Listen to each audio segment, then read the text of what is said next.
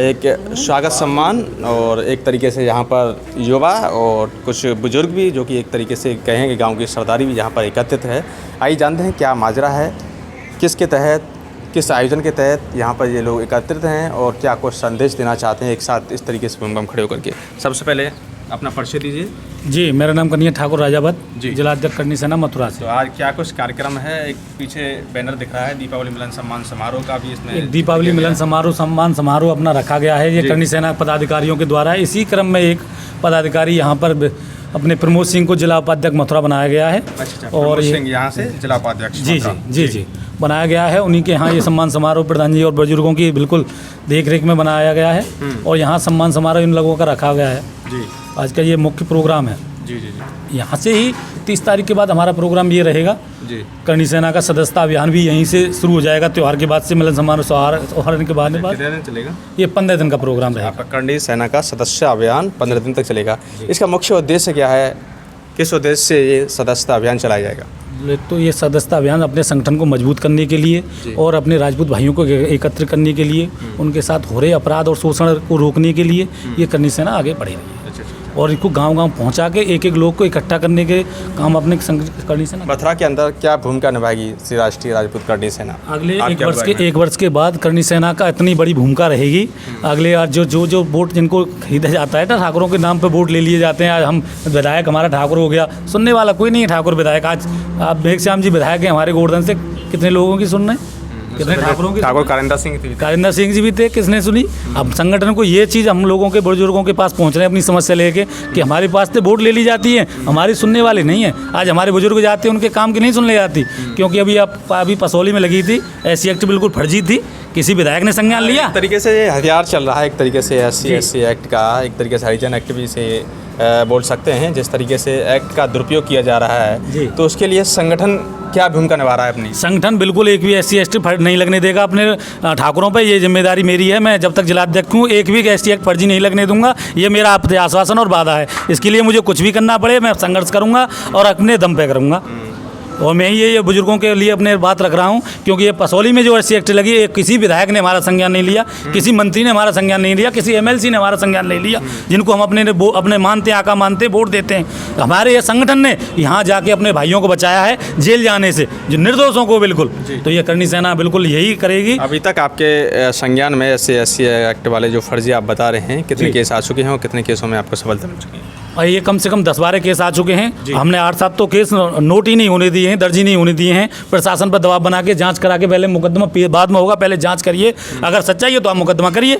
तो ये हमने पहले तत्पर रहे तो ये रुक गए, क्योंकि SC एक्ट वालों को तो आप जानते हो, SC एक्ट का मुकदमा लिखते ही 2.5 लाख रुपये उनको मिल जाते हैं। अगर प्रूफ हो जाता है तो उनको तो बेनिफिट है। हमारे लोगों को तो ज़मीन बिक जाती है गरीबों की, इनका क्या होगा? एक तरीके से आप देखते हैं इस तरीके के जो मुकदमे होते हैं, फर्जी मुकदमे होते हैं, उनकी जांच पीछे होती है, लेकिन मुकदमा पहले पंजीत कर दिया जाता है प्रशासन के द्वारा। इसको लेकर क्या कहोगे आप? प्रशासन इसमें ये हमारे लोगों की कमी है। हमारे विधायक हैं, मंत्री, ये हमारी बात जो प्रतिनिधि हमने चुन के भेजे हैं, ये हमारी बात नहीं रख पा रहे हैं, क्योंकि यहाँ कुर्सी मिल जाती है 1.25 कुंटल की सोने की, उसके बैठ के हमको भूल जाते हैं। जब तो वोट की आती है ना, फिर तो आप हमारे दादा हो, हमारे पुरखा हो, आप हमारे भाई बंधु हो, हमारे ठाकुर हो। इज्जत की बात है। आज 95% ठाकुरों ने वोट दिया बीजेपी को। कौन हमारे साथ ही क्यों अत्याचार हो रहे हैं? हमको सिर्फ वोट बैंक के लिए जरिए यूज किए जाएंगे कि हमारी समस्या भी सुनी जाएगी? हमारे साथ अत्याचार हो रहे हैं, क्यों हो रहे हैं? ठाकुरों के ये TV प्रसारण बारे बॉलीवुड वालों ने दिखा दिया है, ठाकुरों को दबंग दिखाया है, ठाकुरों ने अत्याचार किए। किस पर अत्याचार किए हैं? अमरीशपुरी दिखाया है, किस पर अत्याचार किए हैं बताओ? हमने पहले से ठाकुरों की भूमिका है वो गलत तरीके से दिखाया जा रहा है। बिल्कुल ये बॉलीवुड के द्वारा दिखाया गया है। क्या ठाकुरों ने किस पर अत्याचार किया है बताओ? आज तक ठाकुरों ने सदा सबकी मदद की है, सबकी रक्षा की है और सबके लिए सदा सहयोग में रहे हैं ठाकुर। ठाकुरों को एक नेगेटिविटी फैलाई जा रही है, ठाकुरों ने अत्याचार किए। किसके साथ शोषण किया है ठाकुरों? आज ठाकुरों का शोषण हो रहा है जी।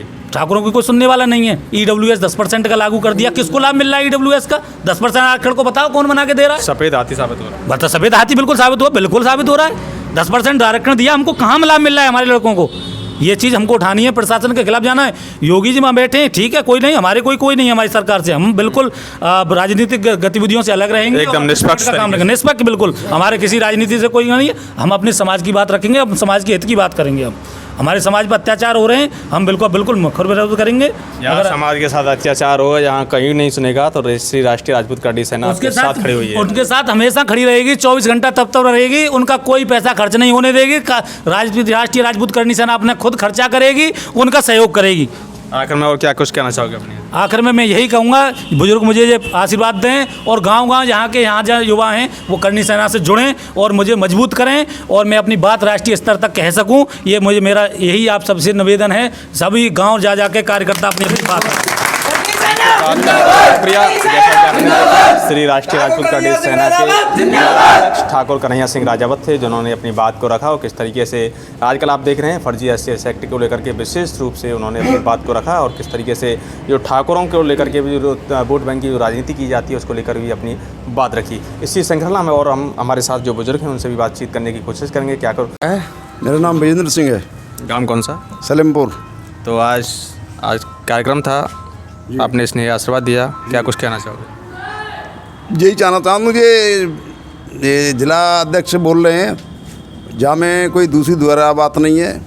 काम के काज है तो कोई नहीं सुनता है और वोट के काज है तो पामन नहीं छोड़ते हैं क्या तुम हमारे ही हैं, पर काम के काज हैं। वोट से पहले जो है वोट डलती है उससे पहले नतमस्तक हो जाते हैं। आपके पानी की इतनी प्रॉब्लम रहते हैं अच्छा कि कभी काऊ ने विधायक ने पानी की सुविधा अभी तक नहीं करवाई ना। आपका कहने का मतलब ये है कि आप जो है वोट देते तो हैं लेकिन एक तरीके से लास्ट में अपने आप को एक ठगा महसूस करते हैं। अपने आप को एक ठगा महसूस करते हैं। हाँ, वोट मुफ्त में वैसे ही चले जाते हैं। वोट तो वैसे ही चले जाते हैं। अच्छा, पीछे कोई नहीं है, कुछ नहीं मिल पाता? ना ना ना ना, सिर्फ आश्वासन के बस। और क्या कुछ कहना चाहोगे? नहीं जी बस। दादा आपका नाम क्या है? मेरा नाम राजेंद्र सिंह है। पहले तो अपना परिचय देता हूँ जी। मैं एक्स प्रधान हूँ सलेमपुर से। अच्छा अच्छा अच्छा अच्छा। और अब मेरा बेटा प्रधान है जी। और मैं आत्मनिर्भर सहकारी समिति कस्बापरा सोसाइटी का चेयरमैन भी हूँ बहुत अच्छे वर्तमान में जी। और हमारे ये जिलाध्यक्ष जी हैं, इन्होंने जो अपने विचार रखे हैं वो बहुत ही अच्छे हैं। हमारी समाज को एकत्रित करने वाला आज तक कोई युवा आगे नहीं आया। तो एक तरीके से आप कहें कि समाज बिखरी हुई है। बिखरी और दुराचार तो हमेशा ठाकुरों के साथ हो रहा है, इसमें कोई दो राय नहीं है, चलता आ रहा है। और ये जो है हमेशा गरीबों की मदद में ही ठाकुर रहा है हमेशा से।